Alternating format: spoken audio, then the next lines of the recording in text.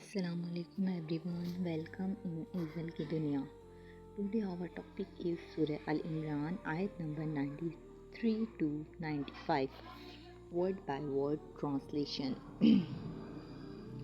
ayat 93, फमन तो जो कोई यानी कोई भी शख्स चाहे आलिम हो या आम आदमी अगर कोई कहे ये बात अल्लाह ने कही है हालांकि अल्लाह ने नहीं कही, तोरा झूठ गढ़ना, खुद से बना लेना, जानबूझकर बात बनाना, गलती से नहीं, अपनी ख्वाहिश को दीन का नाम दे देना, अल्लाह अल्लाह पर अल्लाह की तरफ बात मंसूब करना, हालांकि फॉर एग्ज़ाम्पल अल्लाह ने सूद को हलाल कहा है हालांकि वाज़ा है कि हराम है और हमने अपनी तरफ से ही कर लिया कि और इस बात को अल्लाह से रिलेट कर दिया कि अल्लाह ने सूद को हलाल कहा है, तो ये गुनाह कबीरा और वाज़ा हराम है। काज़िबा झूठ, सही झूठ, आधा सच नहीं बल्कि मुकम्मल झूठ, मिन बादी ज़ालिका इसके बाद, हक़ वाज़ा हो जाने के बाद भी, मिसाल कुरान पढ़ लेने के बाद भी गलत अक़ीदा फैलाना, फ़उलाइका तो यही लोग ख़ास निशानदेही हम सालिमून वही जालिम है, सबसे बड़ा जुल्म दीन में मिलावट।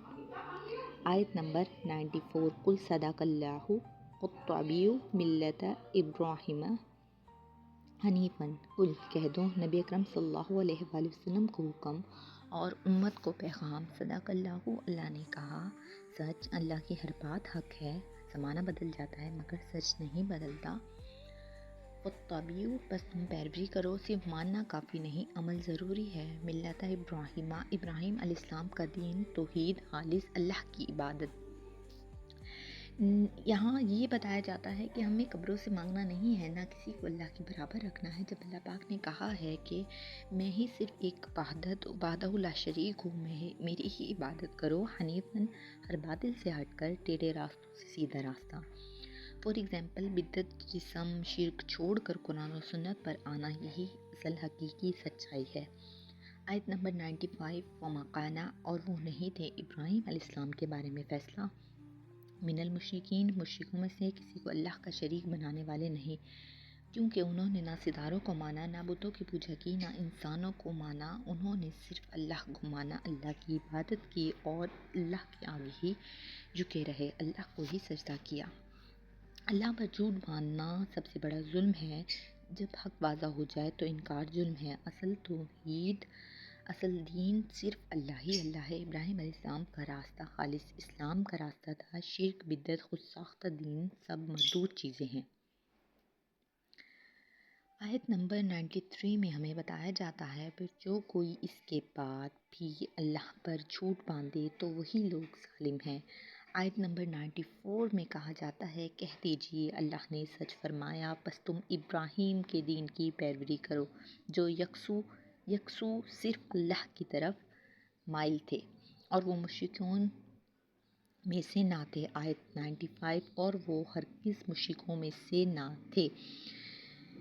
इसका बैकग्राउंड है, ये आयत अहले किताब यहूद अनुसार के एक बड़े दावे के जवाब में नाजिल हुई। वो कहते थे कि इब्राहीम अलैहिस्सलाम यहूदी थे या नसरानी थे और कुछ हलाल हराम चीज़ें अल्लाह की तरफ से मंसूब करते थे। अल्लाह ताला ने साफ फैसला सुना दिया। आयत नंबर 93 में अल्लाह पाक कहते हैं, अल्लाह पर झूठ बांधना क्यों सबसे बड़ा जुल्म है। अल्लाह पर झूठ क्या होता है? किसी अपनी बात, रस्म या राय को दीन कहना, हलाल को हराम या हराम को हलाल कह देना, सूद को हलाल और कहना जबकि वो हराम है, कुरान और सुन्नत के ख़िलाफ़ बात को अल्लाह का हुक्म कहना। फॉर एग्ज़ाम्पल जो आज हमारी डेली लाइफ से रिलेटेड हैं, ये काम बुज़ुर्गों ने जायज़ कहा है इसलिए दीन है, जबकि हमारे पास दीन के लिए कुरान पाक मौजूद है। ये रस्म दीन का हिस्सा है, सवाल मत करो, जबकि ये गलत है। अगर आपका दिल किसी बात पे मुतमईन नहीं तो आपको उसके बारे में सवाल करना चाहिए। दिल साफ़ हो तो शरीयत ज़रूरी नहीं।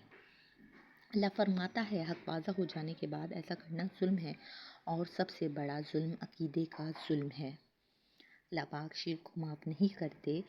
आयत 94 की तशरीह, अल्लाह ने सच फरमाया, ये एक असूली ऐलान है, सच का मियार अल्लाह का कलाम, ना कौम, ना रवायत, ना अक्सरियत। आपके पास कुरान है, इब्राहीम अलैहिस्सलाम के दीन की पैरवी करो।